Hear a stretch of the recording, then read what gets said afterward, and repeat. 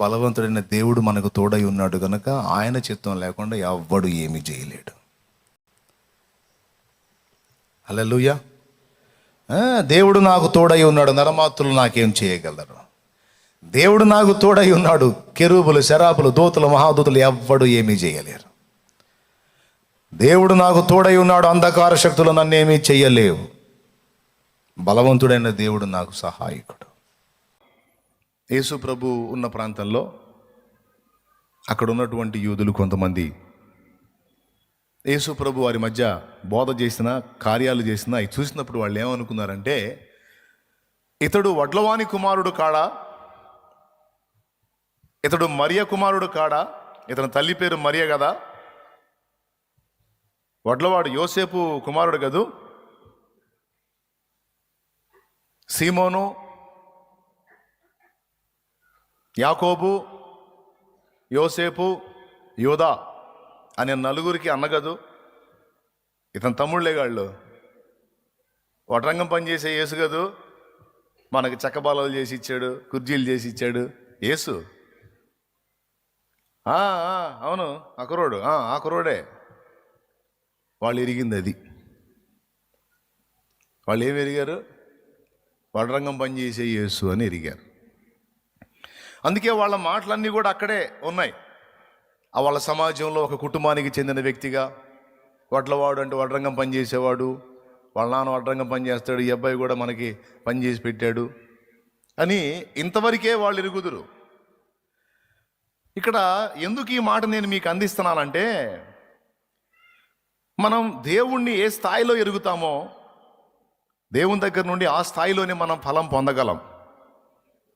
Praise the lord. దేవుణ్ణి మనం ఏ స్థాయిలో ఎరుగుతామో ఆ స్థాయిలో మాత్రమే మనం దేవుని యొద్ద నుండి ఫలాన్ని పొందగలం. కొంతమంది ఎరిగిన తీరు ఎలా ఉంది, ప్రభువుని తెలుసుకున్న తీరు ఎలా ఉంది. ఎలా ఉంది? వడ్లవాని కుమారుడు అంట, మరియమ్మ కొడుకంట. వాళ్ళకి చిన్నప్పటి నుంచి తెలుసంట, చిన్నప్పటి నుంచి తెలుసంట. వాళ్ళకి చెక్క బల్లలు కూడా చేసి ఇచ్చాడంట, వాళ్ళ కుర్చీలు బల్లలు చేసి ఇచ్చాడంట. అయితే మంచి ప్రవర్తన కలిగినోడంట. ఎంతవరకు మాట్లాడాలో అంతవరకు మాట్లాడతాడు, చాలా నిబద్ధతతో ఉంటాడు, మంచి కుర్రాడు. అంతవరకే ఎరుగుదురు వారు యేసుని. కాబట్టి ఇక వాళ్ళకి ఏం ప్రాప్త? చెక్క బల్లలు ప్రాప్త, కుర్జీలు ప్రాప్త, స్తోత్రం, ప్రాప్తి, అంతవరకే ప్రాప్తి. వాళ్ళు ఆ స్థాయిలో ఎరిగారు. ఇక అంతకు మించి యేసుని ఎరగలేదు వాళ్ళు. మళ్ళీ వాళ్ళ మధ్యలోనే తిరిగాడు సంవత్సరాలు, వాళ్ళ మధ్యలోనే వ్యవహరించాడు, కార్యాలు కూడా వాళ్ళ ముందు చాలా చేశాడు.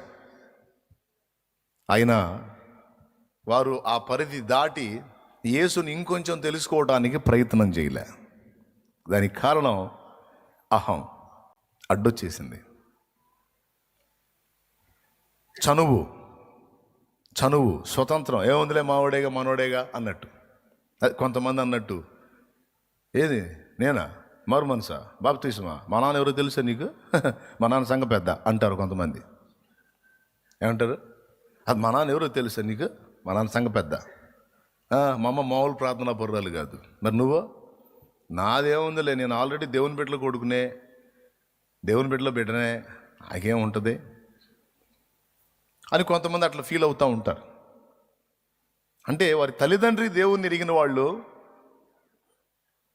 ఆ భక్తులకు పుట్టిన సంతానంగా నేనున్నాను కనుక ఇక నేనేం స్పెషల్గా ఇది చేయాల్సిన అవసరం లేదు, ఆల్రెడీ మా అమ్మ మా నాన్న భక్తి పనులు. యేసు ప్రభు గురించి నాకు యేసు ప్రభు గురించి ఉయ్యాల్లో ఉగ్గుపాలతో నేను తెలుసుకున్నాను యేసు ప్రభుని. నాకు యేసు ప్రభు గురించి నువ్వు చెప్పింది?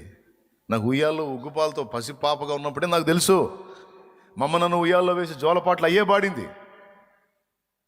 చర్చి మా సమాజంలోనే ఉంది. బైబిల్ మాకు కొత్త కాదు, ఎప్పుడు నాకు తెలుసు బైబిల్లో మత్తయి తెలుసు, మార్కు తెలుసు, లూకా తెలుసు, యోహాను తెలుసు, అబ్రహాం తెలుసు, దావీదు తెలుసు, ఇస్సాకు తెలుసు, యాకోబు తెలుసు, దానియేలు తెలుసు.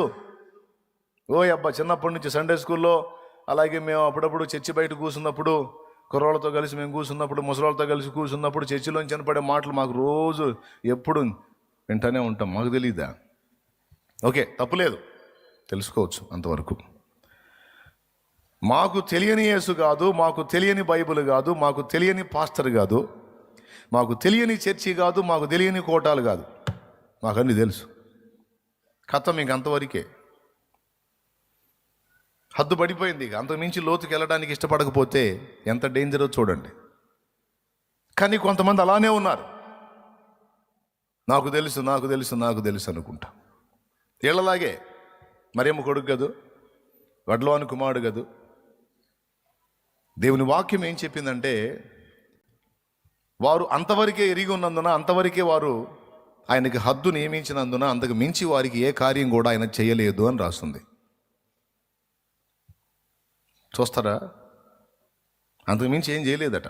కొంతమంది రోగులను స్వస్థపరచడం తప్ప ఇంకేం చేయలేదు.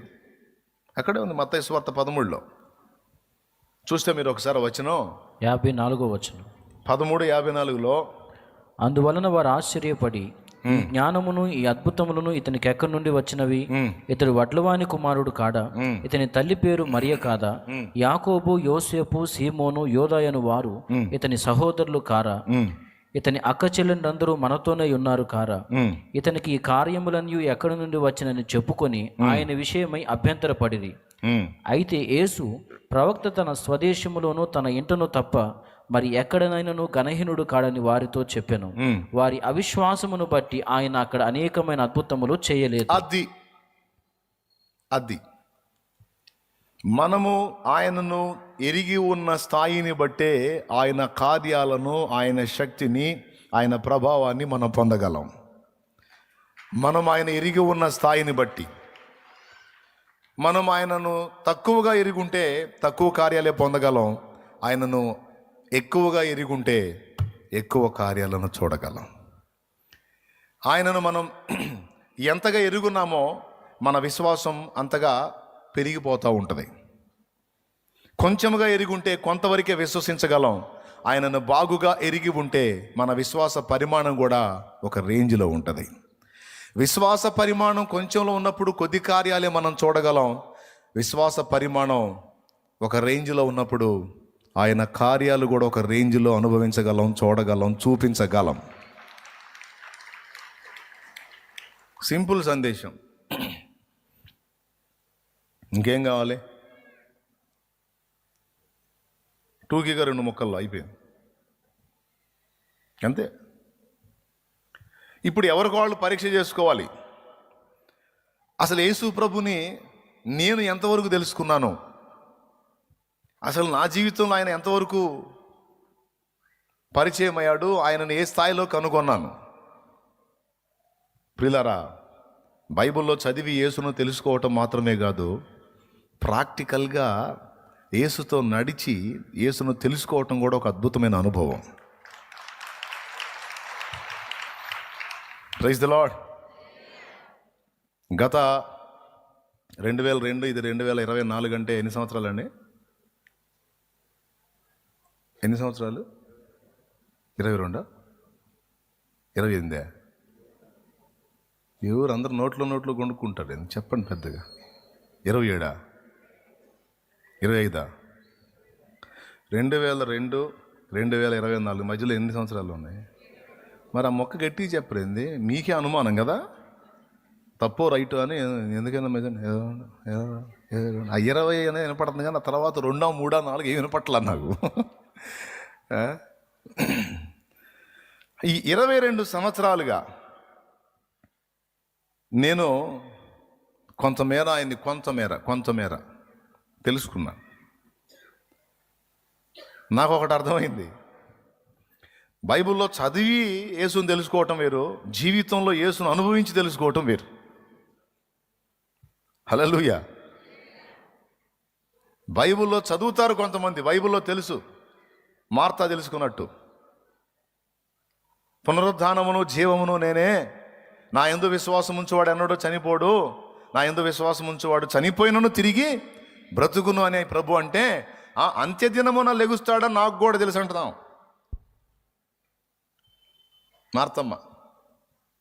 మార్తమ్మలు ఉన్నారు, మహాతల్లులు కొంతమంది, మార్తయ్యలు కూడా ఉన్నారు కొంతమంది. ఇప్పుడు సంగతి చెప్పంటే చివరిలో నాకు తెలుసులే అంటుంటారు. మన అలా మాట్లాడారు, ముందు ముందు వాళ్ళే మాట్లాడుతుంటారు మార్తమ్మలాగా. యేసు ప్రభుని సౌండ్ చేయనీరు, ముందు ఆమె మాట్లాడుతుంటుంది. ఏదైనా సరే అంతే, ముందు దడదడగా మాట్లాడేస్తుంది.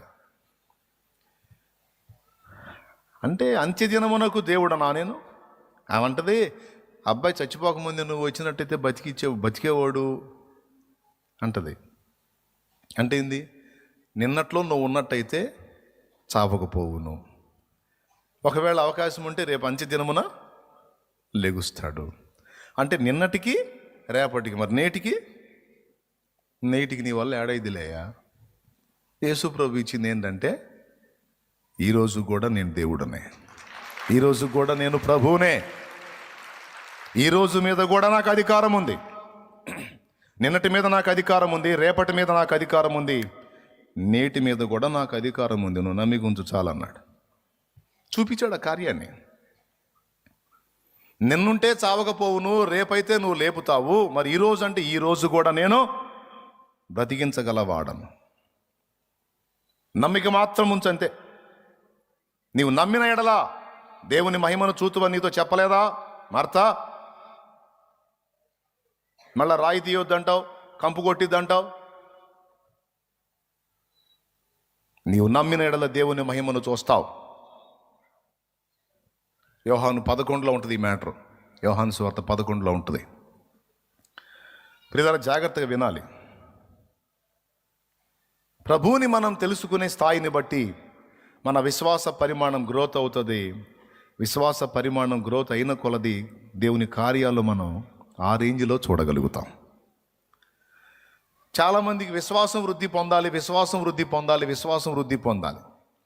పౌలు అంటాడు 1 కొరింథీ పత్రిక 13వ అధ్యాయము 1వ వచనం నుంచి కానీ మనం చూడగలిగితే, చూడండి 1 కొరింథీ 13:1 నుంచి, మనుషుల భాషలతోనూ దేవదూతల భాషలతోనైనను నేను మాట్లాడిన ప్రేమ లేని వాడనైతే మృగడు కంచును గణగణలాడు తాళమునై ఉందును.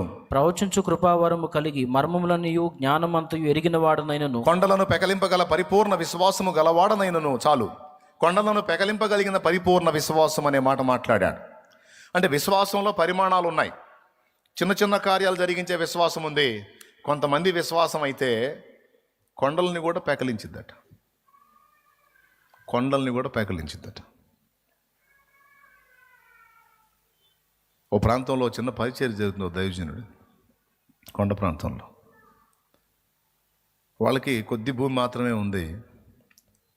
ఆ కొండ ప్రాంతం ఉంది కానీ అది అక్కడి నుంచి తొలగించి ఫ్లాట్ అయితే ఇంకా విశాలంగా మందిరం కట్టడానికి, పరిచర్య జరిగించడానికి అవకాశం ఉంటుంది. కానీ అదేమో కొండ అయిపోయింది. వేళ కిందనే ఉంది కానీ అది కొండ అయిపోయింది. సరే, సంఘంతో చెప్పాడు, ఈ కొండను దేవుడు పెకలించినట్లు మనం ప్రార్థన చేద్దామని. సంఘం బెత్తరపోయారు. ఏం పాస్టర్ గారు అన్న, అవును బిడ్డలారా, ఈ కొండను దేవుడు పెకలించి తీసివేయాలని మనం ప్రార్థన చేద్దాం అంటే సహజంగా ఏమనుకుంటారండి, పక్కన కొండను చూపించి, పెద్ద కొండ అనుకుందాం, దాన్ని చూపించి ఇది దేవుడు తీసివేయాలి, ప్రార్థన చేయండి అంటే విశ్వాసులకి ధైర్యం జరిపోయిద్దా? అసలు విశ్వాసులకి విశ్వాసం ఉంటుందా? మామూలుగానే ఉండదా? పేరుకే విశ్వాసులు కానీ అంత విశ్వాసం ఉండదుగా. ఏమయ్యా, ఉంటుందా? పేరుకే విశ్వాసులు కానీ విశ్వాసులు అంత విశ్వాసం ఉంటుందా? అంత విశ్వాసం ఉంటే కలవరంలో ఎందుకు బతుకుతారు? ఆందోళనలో ఎందుకు బతుకుతారు? ఆవేదనలో ఎందుకు బతుకుతారు?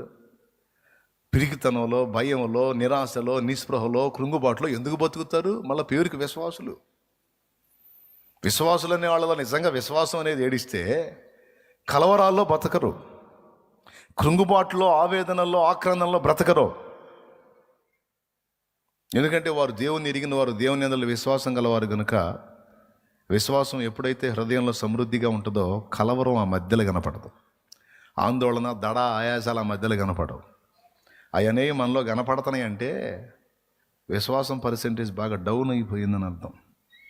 రక్తహీనత వస్తే మొహం పాలిపోయినట్టు విశ్వాస పర్సెంటేజ్ బాగా డౌన్ అయిందంటానికి రుజువు ఏంటంటే మనలో ఆందోళన, టెన్షను, ప్రెషరు, ఒత్తిడి పెరిగిపోయి ప్రశాంతత పోగొట్టుకుంటాం.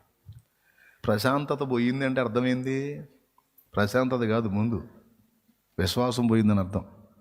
ఎంతమందికి అర్థమైందో ఏమో మరి. నేను చెప్పినప్పుడు బాగానే తలూపుతారు, మళ్ళా ఇక్కడ నుంచి దాటంగానే మళ్ళా ఏమైద్దో ఏమో ఈ దడవాళ్ళతో చచ్చిపోతున్నాను నేను అన్యాయంగా. దేవునికి స్తోత్రం కలుగునుగా. హల్లెలూయా. ఆరేతి, నువ్వు దేవుని అందలి విశ్వాసం కలిగిన వ్యక్తివి. ఆ విశ్వాస పరిమాణాన్ని బట్టి దేవుని అద్భుతాలు కూడా నువ్వు స్వతంత్రించుకుంటావు. విశ్వాసులకి ఆ మొక్క చెప్పాడు ఆయన, ఈ కొండ మనకి మందే కానీ అడ్డుమండగా ఉంది, దీన్ని తీసేయాలి, ప్రార్థన చేద్దామని. అందరూ ఒకరు చూసుకున్నారు. కొండ అంట లేచిపోయిద్దంట, మనం ప్రార్థన చేయాలంట. ఏందోనమ్మాయి మన పాస్టర్ గారు మరీ ఏదో మానసిక రోగ్యం మారిపోతున్నాడు. కొండ లేచిపోవటం ఏంది మరీ విడ్డూరంగా పోతే, విచిత్రంగా ఆగిపోతే. ఏమోనమ్మా ఆయన వ్యవహారం అంతా ఎంత ఉంటుందని ఇంకో నాకు సౌజ్యంగానే ఉందమ్మా. కొండ లేచిపోవటం ఏంది? కొండ లేచిపోవాలంట, ఫ్లాట్ అవ్వాలంట, మనం మందిరం కట్టాలంట. ఏముందో సరేలే అంతగా కొండలు ఎగితే లేచిద్ది ఆయన ప్రార్థన చేస్తే, నా వల్ల అయితే కాదు. స్తోత్రం. ఆయనే చేసుకుంటాడులే. సరే ఆయన అన్నప్పుడు మనం కూడా ఏకీపిద్దాం, ఆమెను అందాం, ఏమైంది ఇప్పుడు, మనం పైసలు ఇచ్చేదేం కాదుగా అని అట్లా ఏదో మనసులో అట్లా అనుకొని ఆయన ప్రార్థన చేద్దాం. చేతులు ఇప్పుడు చెట్లకి వెళ్ళి చూపించినట్టు చూపించండి. ఎంత లేదు, పెద్ద మొత్తం కాదు, కోట్లలో ఉంటుంది, పెద్ద ఎక్కువేం కాదు. చూపించండి. మరి దించారేంది? అందదు మన చేతికి, అందదు అది. ఎవడో ఇంత చేసినోడు అది చేయడు, కనీసం దీన్ని చూసానో చూడండి. ఓ యేసు నామములో ఓడు ఆమేన్. అది మనకి దేవుడు అనుగ్రహించిన గాక. ఇచ్చినందుకు స్తోత్రం చెప్పు. హల్లెలూయా, హల్లెలూయా. అది ఇప్పుడు అది కోట్లు అనేసరికి ముందు కోట్లు వీడేమో కదిలి తప్పులు అంటాడు. కోట్లు అంట ఏడొచ్చింది అనుకోవచ్చు కొంతమంది, లేకపోతే లేదు ఇంత చేసినోడు అది చేయడం అయింది, లెక్క లేకుండా చేస్తాడని దీన్ని బట్టి ధైర్యం తెచ్చుకోవచ్చు.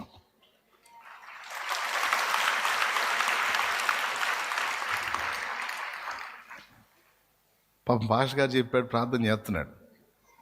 విశ్వాసులకే విచిత్రం. ఆ ప్రార్థన ఈ కొండ యేసు నామములో తొలగించబడింది కాకన్నప్పుడల్లా లేచి ముసుగులు తీసి ఒకళ్ళ మొదలు చూసి, మరి చిత్రం కాదు. ఏందమ్మా తాడోకి ఇదే ప్రార్థన చేస్తాడు, కొండెట్టబోయిద్ది అసలు. ఏమోలే ఆయన చేస్తాను, మెలకని ఊరుకో, నువ్వు కూడా స్తోత్రం ఆమె అనుకో. భలే ఉంటాయి విశ్వాసుల మాటలు, వాళ్ళలో కూర్చొని వినాలి. అసలు భలే క్యారెట్ ఉంటుంది. మొత్తం మీద ప్రార్థన చేస్తున్నాడు. చేసినప్పుడల్లా ముసుగులు తీసి చూసుకునే ప్రక్రియ జరుగుతూనే ఉంది.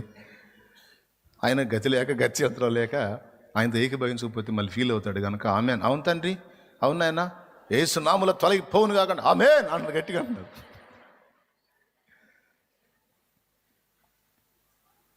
చివరిగా ఒక రోజు మందిరం ముందుకు 4-5 కార్లు వచ్చి ఆగినాయి.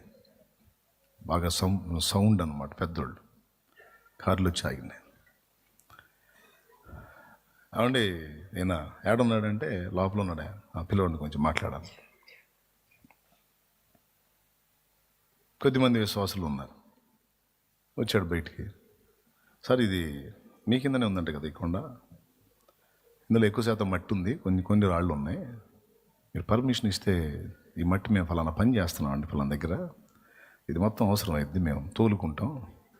కొట్టిగా కాదు సార్, మీకు ఎంతో కొంత పైసలు ఇస్తాం సార్, మీరు ఈ అమౌంట్ చెప్తే ఇస్తాం మీకు, ఈ మొత్తం మేము తోలుకుంటాం సార్ అన్నారు.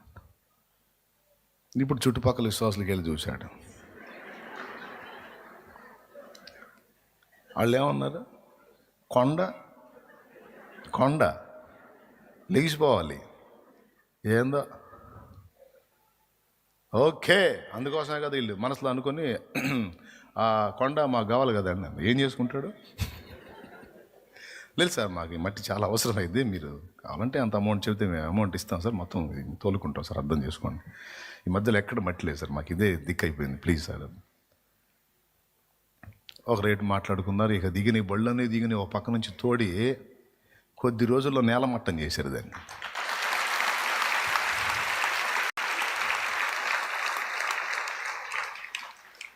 శుభ్రంగా మొత్తం బళ్ళు తోలుకొని వాళ్ళకి అడ్డుబండగా ఉన్న ఆ పెద్ద కొండ, ఆ దెబ్బ మొత్తం ఏం చేసి ప్లాట్ చేసి పడేశారు. ఇప్పుడు చూడండి, కొండ పోతే చాలు అనుకున్నారు, కొండ పోవటమే కాకుండా మందిరం కట్టడానికి డబ్బులు కూడా ఇచ్చిపోయింది.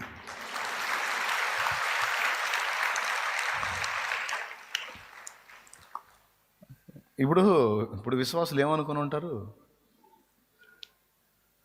కొండలు వేసిపోవాలి అని ప్రార్థన చేస్తుంటే నేను ఎంత ఎటకారం చేసుకున్నానో అమ్మాయ, నాకైతే ఇంటికాడ నిద్రలో కూడా నవ్వు వచ్చిందమ్మా మన పాస్టర్ గారు మాటలు చూసి.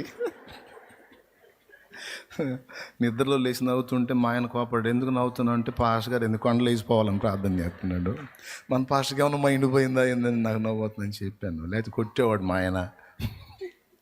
నిద్రలో కూడా నాకు నవ్వు వచ్చింది అమ్మాయి అనుకొని హాస్యం చేసుకున్న అనుభవాలు పోయి, నిజంగానే ఆశ్చర్య రీతిలో దేవుడు కార్యం చేసి కొండను తీసేస్తే అది పెద్ద మట్టి దెబ్బ, కొన్ని రాళ్ళు ఉన్నాయి, మొత్తం ఊడ్చుకొని పోయారు మొత్తం శుభ్రంగా. ఇలాంటిది ఒకటి కాదు, ఎన్ని జరిగినాయో, ఎన్ని కార్యాలో ఇలాంటి అద్భుతాలు. అంటే గాల్లో లేచి అవతల పడిద్దా లేకపోతే మనుషులు తోడకెళ్తా అనవసరం, కార్యం జరిగిద్దా లేదా అంటే నా దేవుడు ఎలాగైనా చేయగలడు. మనుషులకు అసాధ్యమైనవి దేవునికి అసాధ్యములగునా? మనుషులకు అసాధ్యమే కావచ్చు, కానీ నా దేవునికి అసాధ్యమైనది ఏది? ఆయనకు సమస్తము సాధ్యమే. ఈ మాట 2 పర్యాయాలు దేవుడే చెప్పాడు గ్రంథంలో. యెహోవాకు అసాధ్యమైనది ఏదైనా కలదా? దేవునికి అసాధ్యమైనది ఏది? సమస్తమును సాధ్యపరచగలడు. ఆయన తలుచుకోవాలి, ఆయన పూనుకోవాలే కానీ ఏది ఆగదు ఆయన ముందు. అయితే అలా ఆయన పూనుకున్నట్లు చేయున్నది మన విశ్వాసం, ఆయనను కదిలించున్నది మన విశ్వాసం. అది ఇక్కడ పాయింట్. విశ్వాసులు ఎందుకని హాస్యం చేసుకున్నారు? దైవజనుడు ఎందుకని సీరియస్గా ప్రార్థన చేశాడంటే తెలుసా? దైవజనుడు ప్రభువుని ఎరిగినంతగా విశ్వాసులు ఎరగరు. వీళ్ళు ఏ పరిధిలో యేసు ప్రభుని ఎరిగారో ఆ పరిధిలోనే దేవుని ఆశిస్తారు, విశ్వసించగలుగుతారు, వాళ్ళ పరిమాణం అంతే. కానీ దైవజనుడు వీరికంటే మరి మెరుగ్గా దేవుని ఎరుగును. ఎంత అంటే పరిపూర్ణ విశ్వాసం ఉంచాడు. ఆ పరిపూర్ణ విశ్వాసం యొక్క శక్తి ఏమిటంటే అది కొండలను కూడా పెకలించి వేయగలిగిద్దట. నేను కాదు, 1 కొరింథీ పత్రిక 13లో పౌలు చెప్పాడు. చదివారుగా మీరు ఇప్పుడు. కొండలను పెకలింపగల పరిపూర్ణ విశ్వాసము గలవాడనైనను అనే మాట వాడాడు. అంటే పరిపూర్ణ విశ్వాసం కొండలను కూడా పెకలిస్తుంది. అంతేకాదు, కొండలాంటి సమస్యలు, రాయి రప్పలాంటి సమస్యలు ఉంటాయి, ఓ బండలాంటి సమస్యలు ఉంటాయి, వయమో అసలు ఇది బోధరా అనుకున్న కొండలాంటి సమస్యలు కూడా ఉంటాయి కొంతమందికి. కంపెనీ జబ్బుల్లాగా కొన్ని రోగాలకు మందు ఉంది, కొన్ని రోగాలకు మందు లేదు. ఇంకా ఆ జబ్బు వచ్చిందంటే ఇక మొత్తానికి పోవటమే, కానీ ఆ రోగం పోవటం మాత్రం ఉండదని కొంతమందికి మహానమ్మకం. ఇక వాళ్ళకి ఆ రోగం కొండ, ఆ సమస్య కొండ. ఎందుకంటే వాళ్ళ పరిధి మించింది, ఇక దాన్ని కదిలించడం వల్ల కాదు. కానీ దేవుని వాక్యం చెబుతుంది, పరిపూర్ణ విశ్వాసాన్ని నీవు కలిగి ఉన్నట్లయితే అక్షరార్థమైన కొండే కాదు, కొండలాగా నీ ముందున్నటువంటి సమస్యలు ఏవైనా సరే అవి చదును భూమి అవుతాయి. స్తోత్రం చెప్పు గట్టిగా.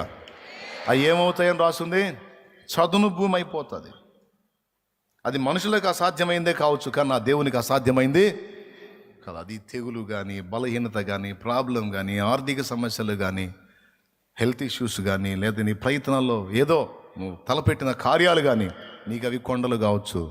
కానీ నీవు విశ్వసించగలిగితే, అది కూడా పరిపూర్ణంగా విశ్వసించగలిగితే, ఆ విశ్వాస పరిధిని బట్టి కొండలు కూడా నీ ముందు చదునవుతాయి. కానీ అంతటి విశ్వాసం ఇప్పుడు సాధించాలి. అది ఇక్కడ పాయింట్.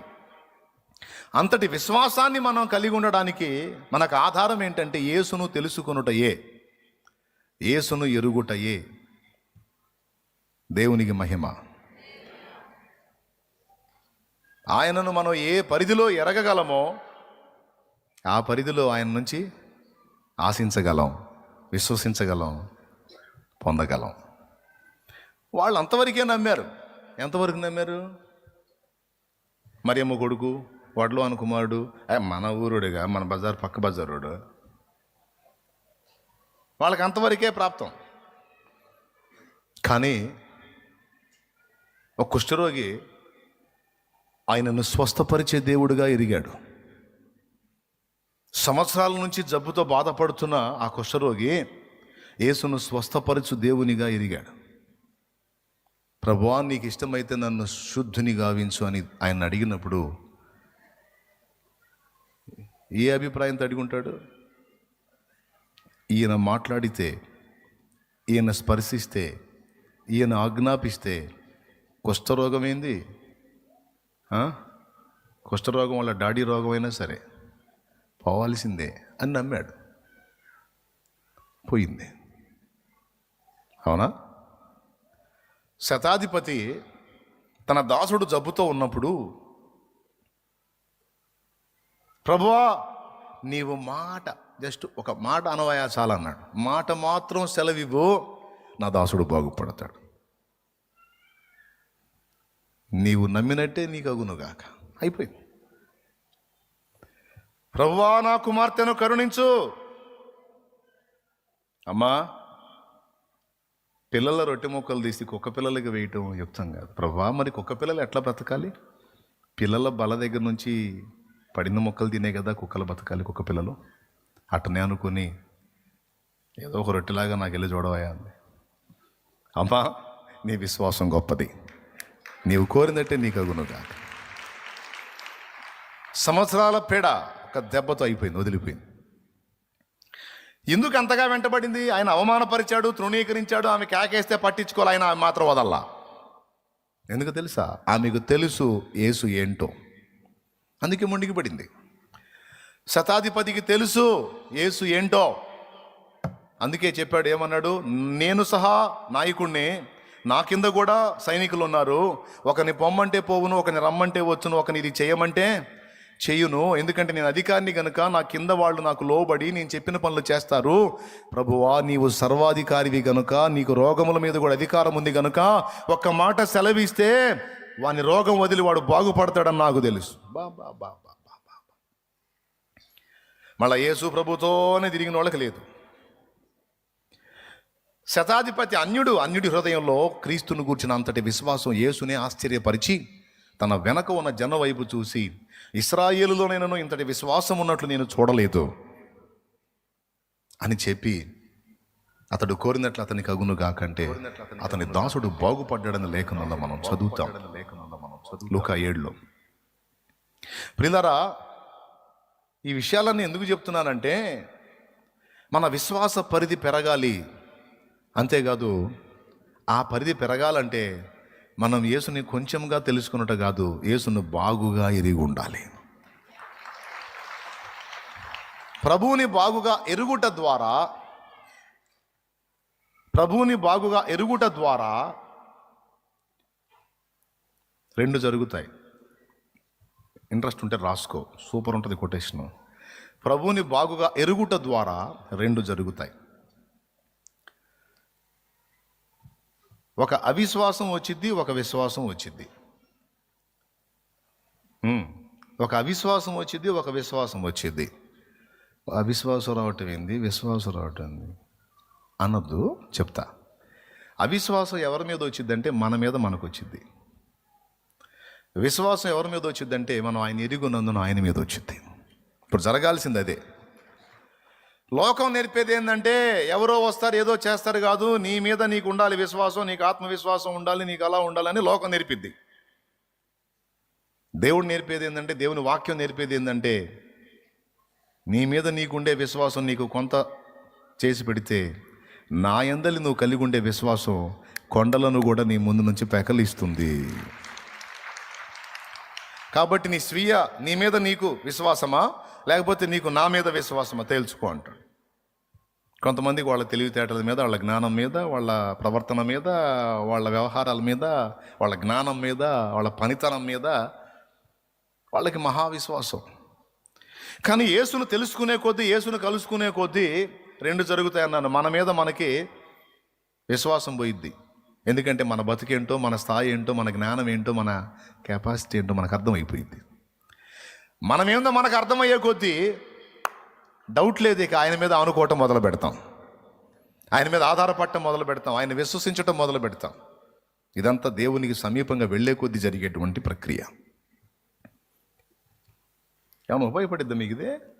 అసలు మ్యాటర్ అర్థమైందా ఇంతకీ? ఏం చెప్పాను చెప్పండి. నేను ఇప్పుడు ఏం చెప్పావంటే అదే బాధ, అదే ఏంది అది? యా, చూడండి, జక్కయ్యను దర్శించాడు. జక్కయ్య చూశాడు యేసుప్రభుని. వెంటనే తన అంతరంగంలో ఒక రకమైన ఫీలింగ్ స్టార్ట్ అయింది.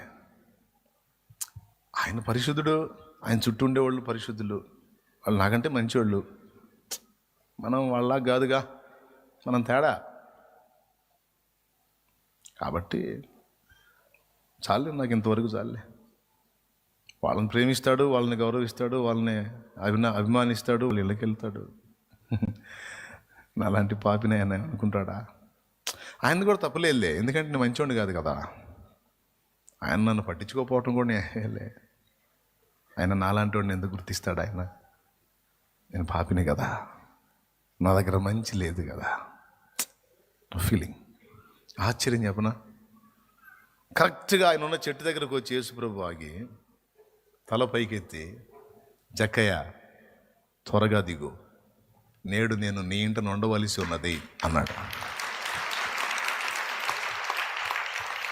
దీన్ని ఇంకో టైపులో చెప్పాలంటే, అంటే బైబిల్ రాయటం పద్ధతి కాబట్టి ఆ పద్ధతిలో అలా రాశారు, నేడు నేను నీ ఇంట ఉండవలసి ఉన్నదని. మామూలుగా చెప్పాలంటే, నా పందాలో చెప్పాలంటే, జక్కయ్య నేను వచ్చింది నీ ఇంటికేనాయా, నువ్వేం పైకి ఎక్కువసినా రా, ఎక్కడికి వచ్చాను అనుకున్నావు? మీ ఇంటికే, ఈరోజు మీ ఇంట్లోనే ఉండాలి, దా తొందరరా. ఆశ్చర్యం, చుట్టూ వాళ్ళ ముఖాలు మారిపోయినాయి, చెట్టు పైన ఉన్నవాడు ముఖం కూడా మారిపోయింది. చుట్టూ వాళ్ళ ముఖాలేమో ఆశ్చర్యం, చెట్టు పైన ఉన్నవాడికేమో ఆనందం.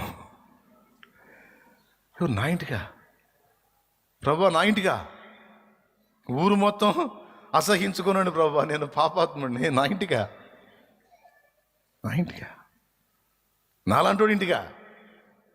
అదేంటి, నేను మంచివాడిని కాదయా, నా ఇంటికి వస్తా. ఇదిగో నీ చుట్టూ వాళ్ళు మంచివాళ్ళు, వాళ్ళు పరిశుద్ధులు, నీతిమంతులు, నేను పాపిని. వాళ్ళంతా అనేది అదే నన్ను పాపి అయిన మనిషి. నేను నాకు దగ్గర కూడా ప్రేమ లేదు, కాటిని ఎక్కువ, నాకు మంచివాడిని కాదు, నా ఇంటికి రావటం ఏంది? ఏమో రావయ్యా, త్వరగా దిగిరా, నాకు వెళ్ళాలా.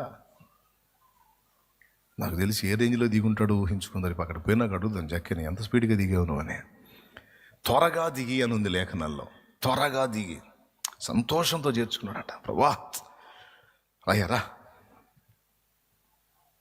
ఆ వెళ్ళేటప్పుడే అతని హృదయంలో ఒక రకమైన పరివర్తన అర్థమైపోయింది. యేసుని గ్రహించేశాడు, అర్థం చేసుకున్నాడు యేసుప్రభుని.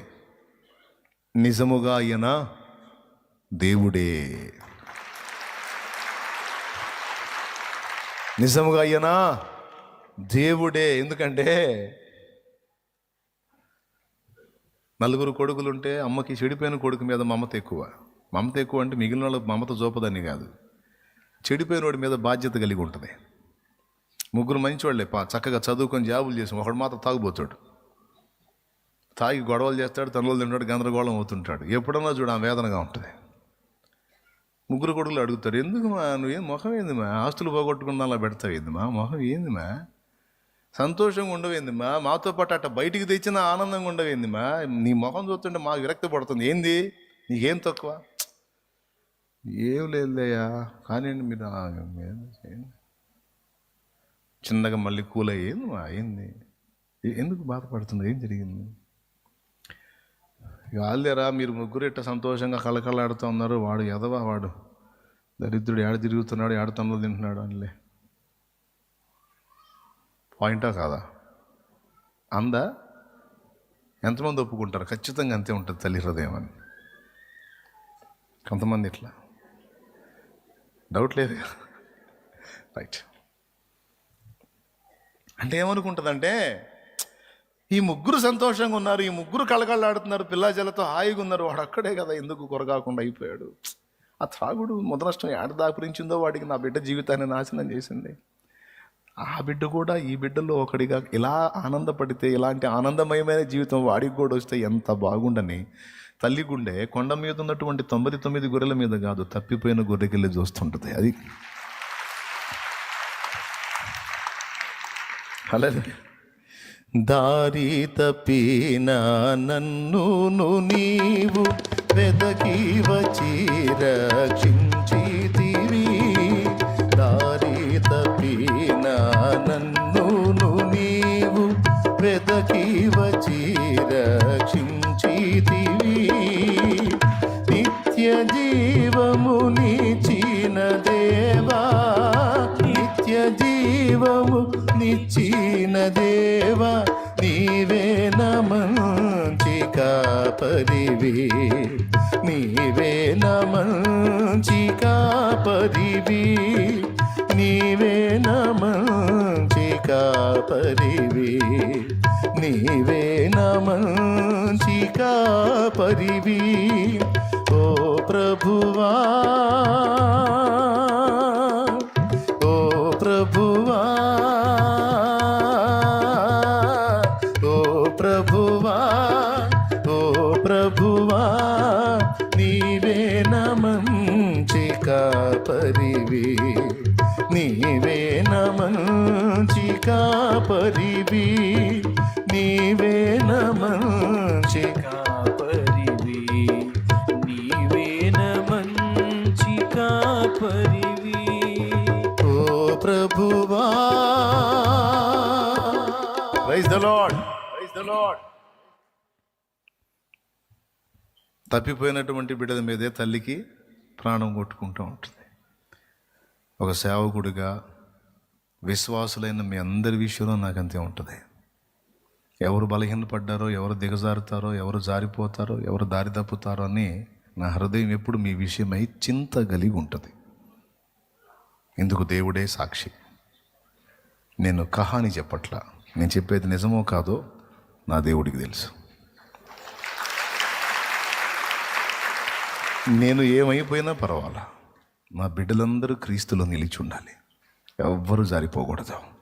వారు భద్రంగా ఉండాలి, వారు క్షేమంగా ఉండాలి, ప్రభువులో స్థిరంగా ఉండాలి, రాకడలు ఎత్తబడాలి, ఒక్కరు కూడా మిస్ అవ్వకూడదని నా హృదయం. నా గుండెల్లో ఉన్న ఆవేదన, చింత నా తండ్రికి తెలుసు. ఆదివారం, శుక్రవారం, బుధవారం అందుకే మళ్ళీ జాగ్రత్త జాగ్రత్త అని హెచ్చరిక చేసేది. అందుకే పోతా కూడా 2 మాటలు చెప్పే పోతా. బయటికి దిగి మెట్లు దిగి వెళ్ళేటప్పుడు కూడా 2 మాటలు అన్ని చెమ్మా జాగ్రత్త అని చెప్పుకుంటూ వెళ్తా. ఎందుకు? ఎల్లప్పుడూ మీతో ఉండను కదా,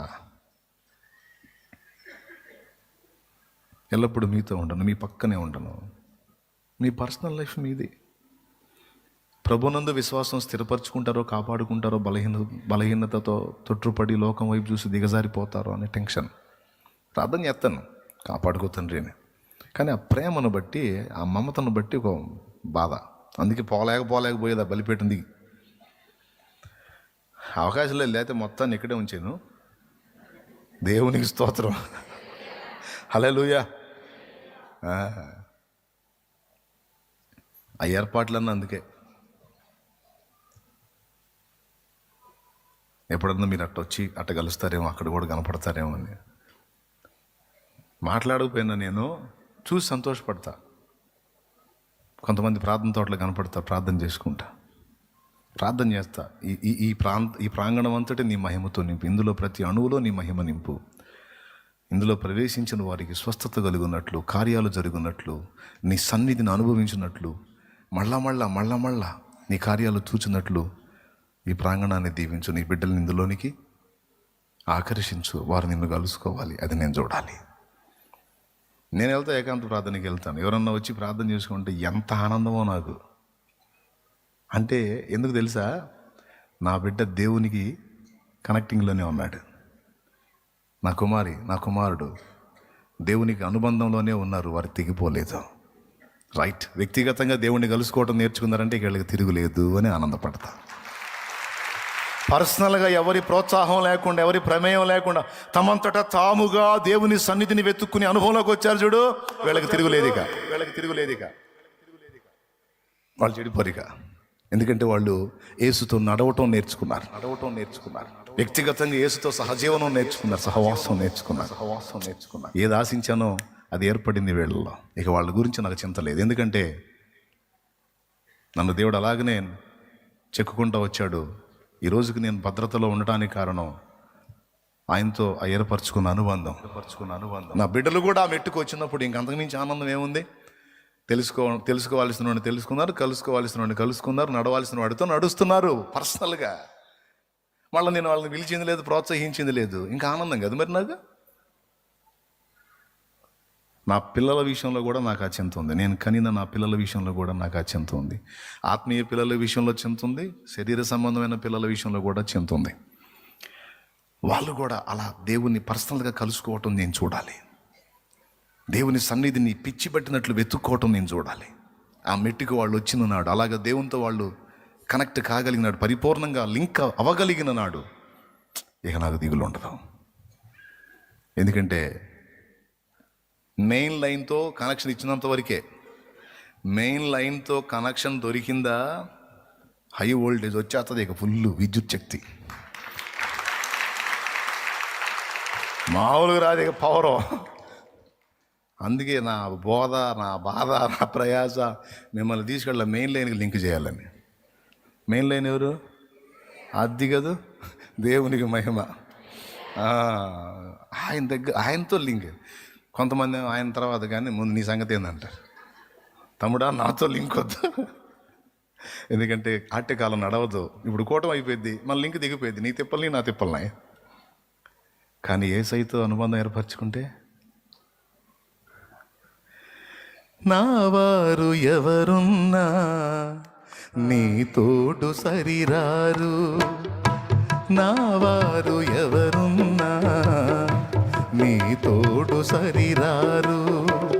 చేసి ఉన్న భాషలను చిత్రముగా మరచేరు, చేసి ఉన్న భాషలను చిత్రముగా మరచేరు. ఈ లోక బంధాలన్నీ తెగిపోవును ఒకనాడు, ఈ లోక బంధాలన్నీ తెగిపోవును ఒకనాడు. నా తండ్రి మన అనుబంధం విడిపోదు ఏనాడు, నా తండ్రి మన అనుబంధం విడిపోదు ఏనాడు, విడిపోదు ఏనాడు. యేసుని అనురాగం నిజమైన మమకారం చూపున ఎవరైనా ఏ బ్రతుకులో దొరుకునా ఎందైనా ఏ జగతిలో యేసుని అనురాగం.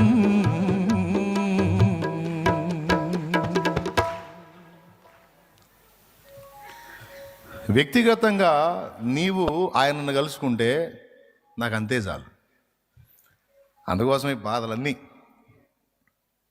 నా చూపులు, ఆశలు దేవుని సన్నిధిలోకి వచ్చి కొంతమంది గోజాడుతూ ఉంటారు. తెల్లవారుజామున వస్తారు కొంతమంది 5 అప్పుడు 4. నేను 2 వస్తా, ఒక్కోసారి మధ్యరాత్రి 2 వచ్చి తిరుగుతా.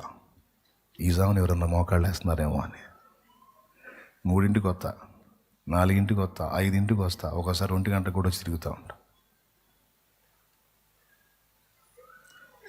మరి విడి సమయాల్లో నాకు అవకాశం దొరకదు. విడి సమయాల్లో కనపడ్డానంటే కనిపిస్తే కాల్చివేత. అది మధ్యరాత్రి ఇంకా నన్ను ఈ మధ్యలో ఉన్నారు, అందుకని మధ్యరాత్రి తిరుగుతా. ఆ జామును కూడా కొంతమంది అయ్యా అయ్యా అంటుంటారు. ఎంత సంతోషం కలిగిద్దో నాకు. ఈ జామును లేచి వీళ్ళు ప్రార్థన చేస్తున్నారు, నిద్రపోరా, చాలా హ్యాపీ. నా బిడ్డలే కదా, నా తండ్రి నా నుండి ఇచ్చిన సందేశం వాళ్ళని ఇంతగా ఆయన సన్నిధిని రాత్రింబవలు తేడా లేకుండా గడిపేటట్టు ఈ కృప నాది కదా. ఒక ఆనందం. మీకేమైనా అర్థమవుతుంది చెప్పేది? ఎంతమందికి అర్థమవుతుంది? Thank you. ఎట్లా కాపాడారు నన్ను. చురుగ్గా చేయొచ్చు, నిదానంగా చేయొచ్చు డౌట్ వచ్చేది నాకు. చాలా సంతోషం. ప్రియులారా, ప్రభువుని అలా కలుసుకున్నప్పుడు మనిషిలో తానేంటో తనకు అర్థమైతే, తనెంత బలహీనుడో, తనెంత అపాత్రుడో, అయోగ్యుడో, ఎంత తెలివి తక్కువవాడో, ఎంత అజ్ఞానో యేసయ్యకి దగ్గర అయ్యే కొద్ది అర్థమవుతుంటుంది మనకే. మనకు అర్థం కాకుండా మన మీద మనకు కొంచెం కాన్ఫిడెన్స్ లెవెల్స్ బాగున్నాయి అనుకో, కొంచెం దూరంగా ఉన్నామని అర్థం ఆయనకి. మనం పర్లేదు అనుకుంటున్నాం అనుకో, కొంచెం దూరంగా ఉన్నామని అర్థం. మన తెలివితేటలు కూడా కొంచెం పర్లేదు, మనకు చురుకుదనం ఎక్కువ అనుకుంటే దూరంగా ఉన్నామని అర్థం. అనుకున్నాం అనుకో, అంటే కొంతమంది ఇలా అనుకుంటే బాగుండని అనుకుంటే అట్ట అనుకోవటం కాదు. నిజంగా యేసయ్యకి దగ్గర అయ్యే కొద్దీ నా ముందు నీ మీద అంటాం కాదు, మనలో మనమే అనుకుంటాం. ఏమని? అయ్యో నేను అపవిత్రుడను, అపవిత్రమైన పెదవులు గలవాడను అన్నాడు యేసును మహిమలో చూసినోడు. యెషయా, దేవా దుమ్మును ధూళినయ్యా అన్నాడు అబ్రహాం అంతటి వాడు. దేవా యెహోవా నేను పురుగును అన్నాడు దావీదంతటి వాడు. నేను ప్రధాన పాపిని. పాపులారా నిలబడండి లైన్లో అంటే నెంబర్ 1 ఆ నేమ్స్ చదివేటప్పుడు నెంబర్ 1లో వచ్చే పేరు ఎవరిదో తెలుసా తిమోతి? అదే ప్రధాన పాపిని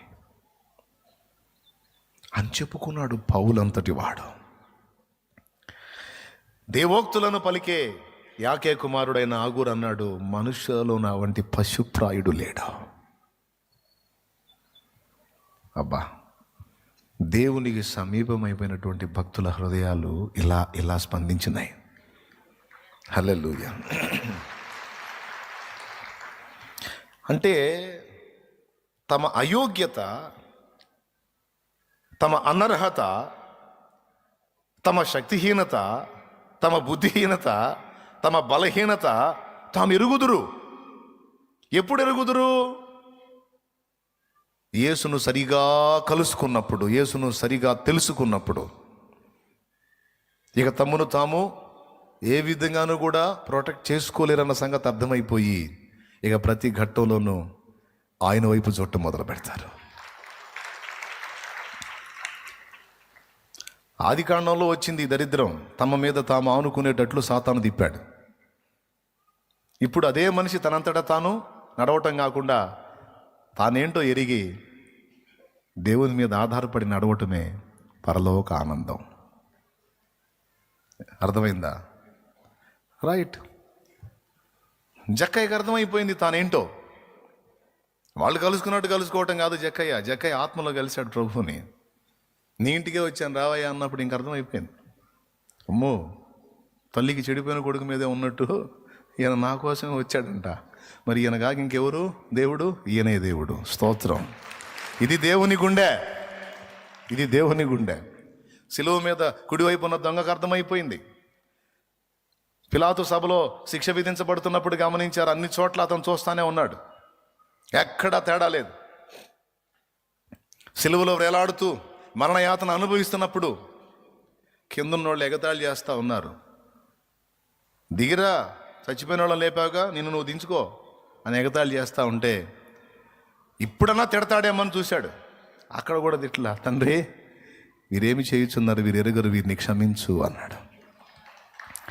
ఇంత దుర్మార్గం చేసి సిలువకు అప్పగించి దేహాన్ని చీలికలు పేలికలు అయ్యేటట్టు చేసి నెత్తుటి ముద్దగా చేసి మనుషులు చూడనొల్లని వానిగా తన దేహాన్ని మారిస్తే ఇదేంట్రా, వాళ్ళు ఏం చేస్తున్నారు వాళ్ళకి తెలియదు, వాళ్ళని వదిలేసే అంటున్నాడు ఏంటి, క్షమించంటున్నాడు ఏంటి?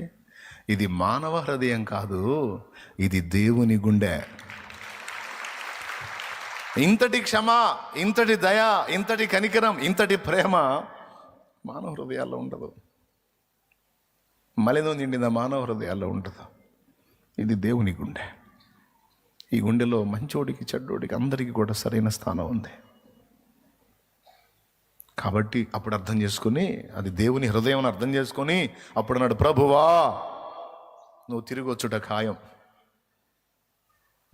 నీవు నీ రాజ్యముతో కూడా వచ్చినప్పుడు ఖచ్చితంగా వస్తావు, డౌట్ లేదు. నన్ను జ్ఞాపకం చేసుకుంటావా? నాకు అవకాశం ఇస్తావా? చూడండి, సిలువలో ప్రాణం పెడతా కూడా ఒక ఆత్మ రక్షించుకున్నాడు. పాఠం. ప్రాణం పెడతా కూడా ఒక ఆత్మను ప్రభావితం చేశాడు. మనకి పాఠం. నేడు నీవు నాతో కూడా పరదేశంలో ఉండు అన్నాడు.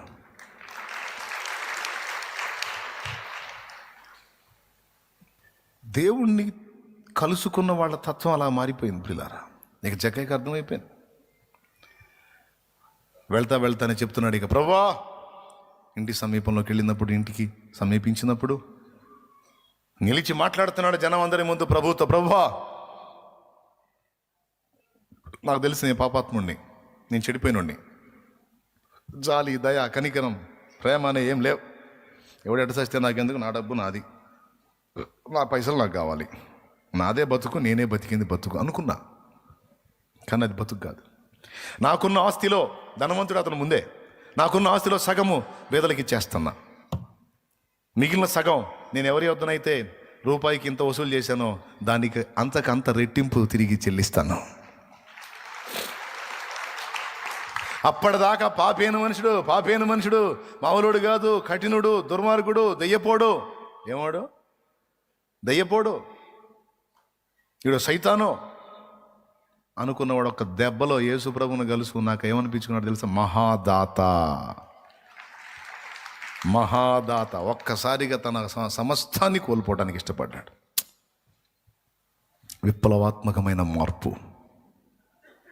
యేసును కలుసుకున్న వానికి, యేసుని సరిగా తెలుసుకున్న వానికి, యేసుని సరిగా ఎరిగి ఉన్నవానికి కలిగే స్పందన తానేంటో తనకు అర్థమైద్ది. తానెంత అనర్హురాలో, అయోగ్యురాలో, తామెంత బలహీనులో తమకు అర్థమైద్ది. రెండవది, కార్యాలను నెరవేర్చుటయందు తామెంత ఆసక్తిలో కూడా అర్థమయ్యి, ఇక తమ పరిశుద్ధత మీద కానీ, తమ శక్తి మీద కానీ, తమ జ్ఞానం మీద కానీ, తమ తెలివితేటల మీద కానీ ఇక విశ్వాసం ఉండదు. అది విరిగిపోయిద్ది. ఏమైపోయిద్ది? అది విరిగిపోయి నా పరిశుద్ధత కాదు, నీవే నా పరిశుద్ధత అన్నగాడికి వస్తాడు. ఏమంటాడు? నా జ్ఞానం కాదు, ఇక నువ్వే నా జ్ఞానం అంటాడు. నా నీతి కాదు, ఇక నువ్వే నా నీతి అంటాడు. నన్ను నేను విమోచించుకోవటం కాదు, నీవే నా విమోచన అంటాడు. హల్లెలూయా. నీవే స్తుతిగానము, నీవే నా విజయము, నీవే నా అతిశయం యేసయ్యా. ఇంకా లేదు నాయన, మరి నీ అందే నాకు విజయం, నీలోనే నా అతిశయం. ఇక నీవే నా స్తుతి గానం, నా పాట, నా మాట, నా పలుకు, నా పదం నువ్వే. ఇంకొక ఆయన అయితే నా జయంతి వర్ధంతి మొత్తం నువ్వే అన్నాడు. నా జయంతి, నా కాంతి, నా శాంతి, నా జయంతి, నా వర్ధంతి. జయంతి అంటే పుట్టినరోజు, వర్ధంతి అంటే పోయిన రోజు. నేనున్నది నీ వల్లనే, పోయేది కూడా నీ దగ్గరికి. అని నువ్వే అంతా చేసే. కాబట్టి ఇప్పుడు మీకేం అర్థమైంది? తన బలహీనతను తను గుర్తెరుగుతాడు గనక, తన అశక్తతను తను గుర్తెరుగుతాడు గనక ఇక తన మీద తనకి ఎలాంటి విశ్వాసం ఉండదు. తన మీద తను అతిశయపడటానికి ఏమి. అలా కాకుండా ఎవరైనా ఉప్పొంగుతున్నారు అంటే, అలా కాకుండా ఎవరైనా తమ మీద తాము ఆనుకుంటున్నారు అంటే చాలా దూరంగా ఉన్నారు ఆయనకని అర్థం. ప్రియులారా, అర్థమైందా మీకు క్లియర్గా? అట్లా కాకుండా, అయ్యా నేనేందో నాకు తెలుసయ్యా, నేను కాదు ప్రభువా, క్రీస్తు, నేను కాను క్రీస్తే అనే మాటకి నువ్వు రాగలిగావంటే నువ్వు లైన్లో ఉన్నట్టు. ఎప్పుడైతే అలాగ దేవుని నువ్వు తెలుసుకుంటావో, కలుసుకుంటావో, ఇక ఆయన మీద ఆనుకోవటం మొదలు పెడతావో, కార్యాలు పొందటం మొదలు పెడతావు. ఎందుకంటే ఇక విశ్వాసం ఉంది. ఇక నీ మీద నీకు విరిగిపోయింది. నీ మీద విరిగిపోయినప్పుడు ఇక ఎవరి మీద పెరుగుతుంటుంది? అది అట్లా పెరిగిద్ది మన విశ్వాస పరిమాణం. మన మీద మనకి విశ్వాసం విరిగిపోయే కొద్దీ దేవుని మీద విశ్వాసం పెరుగుతూ ఉంటుంది. మన మీద మనకున్న కాన్ఫిడెన్స్ లెవెల్స్ ఎప్పుడైతే డౌన్ అయిపోతూ ఉంటాయో దేవుని మీద పెరుగుతూ ఉంటాయి. అలా కాకుండా మన మీద మనకి ఎప్పుడైతే హైలో ఉంటాయో దేవుని మీద డౌన్లో ఉంటాయి. కనుకనే ఆశ్రయించం, గనుకనే ఆయన మీద డిపెండ్ అవ్వం, గనుకనే ప్రార్థించాం, గనుకనే ధ్యానించాం, గనుకనే దేవుని ఆలోచన తీసుకోం. అదే మన మీద మనకి డౌన్లో ఉన్నాయి అనుకో, కాన్ఫిడెన్స్ లెవెల్స్ డౌన్లో ఉన్నాయి అనుకో, చచ్చినట్టు దేవుని దగ్గరికి పోతాం, దావీదు పోయినట్టు. చచ్చినట్టు పోతాం, హిజ్కియా పోయినట్టు. ఎందుకంటే లేదు అవకాశం. మరి హిజ్కియాకి తెలుసు సన్హెరీబును జయించలేనని, రబ్షాకే మాటలకు తిరిగి జవాబు ఇవ్వలేనని హిజ్కియాకి తెలుసు. అందుకే ఆ రబ్షాకే అనేవాడు పంపించిన లేఖ అలాగ తీసుకెళ్ళి మందిరంలో తీసుకెళ్ళి, సైన్యములకు అధిపతి యెహోవా, ఇదిగో నీ బిడ్డలను వాడు చూడు ఏమన్నాడని లిస్టు మొత్తం చదివాడు. కేసు ఎవరికి అప్పచెప్పాడో తెలుసా? ఎవరికి అప్పచెప్పాడు? వాస్తవంగా తాను బలవంతుడు అనుకుంటే యుద్ధం ప్రకటించేవాడు, పోయి ఫైట్ చేసేవాడు. కానీ తనకు తెలుసు తాను బలహీనుండని, తనకంత సైన్యం లేదని, తనకంత శక్తి చాలా, తన అశక్తత తాను ఎరుగున్నాడు కనుక పోయి దేవుని సన్నిధిలో పడ్డాడు. ఈ దేవుని సన్నిధిలో పడి గోజాడాడు. అయ్యా చూడు ఏమన్నాడో, ఆర్పాదు దేవతలేమాయను, హమాతు దేవతలేమాయను, మీ యెహోవా కూడా వాళ్ళలో ఒకడే. చూడు, నాకు తెలీదు, చాలా అవమానంగా మాట్లాడాడు. నాకు రోషం ఉంది కానీ సపోర్టింగ్ లేదు. ఎందుకంటే ఒక గొప్ప సమూహం వేసుకొని వచ్చాడు.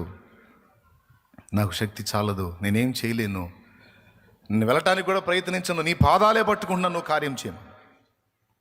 యెహోవా దూతలు లేచి అష్షూరు వారి దండుపాళ్యంలో సంచరించి మొత్తటం మొదలుపెట్టి రాత్రి తెల్లవారయ్యేసరికి 1,85,000 కంటే పైజీలకు మొత్తాడ పెట్టాడు.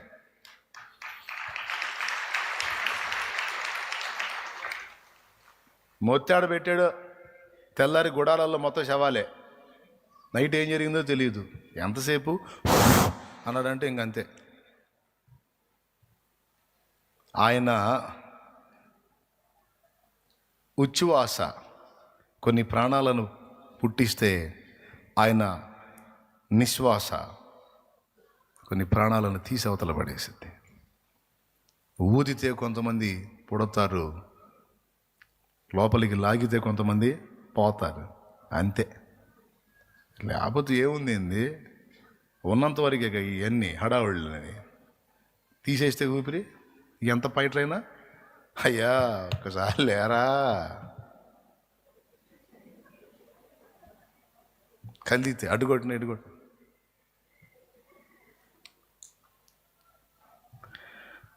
తెల్లవారేసరికి ఏం లేదు, ఇక మొత్తం 1,85,000 వాళ్ళని చూసుకుని ఇక్కడ అతిశయపడింది.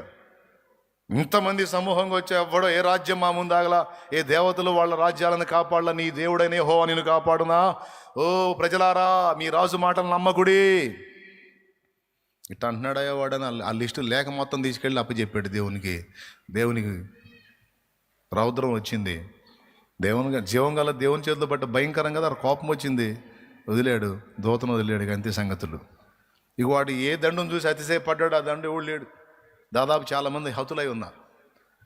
ఉన్నోళ్ళు హతులై ఉండగా ఇక మిగిలిన వాళ్ళు ఉంటారా? తుపాకి కూడా దొరకకుండా పారిపోయి ఉంటారు. బామ్మ ఏదో జరుగుతుందా, మొత్తానికి ఏదో తెగులు రేగిందని. దేవునికి స్తోత్రం. అరణ్య యాత్రలోనా నా దాగు చోటు నీవే, నా నీటి ఊట నీవే. అరణ్య యాత్రలోనా నా దాగు చోటు నీవే, నా నీటి ఊట నీవే. అతి కాంక్షణీయుడా ఆనుకొనెదని మీద, అతి కాంక్షణీయుడా ఆనుకొనెదని మీద.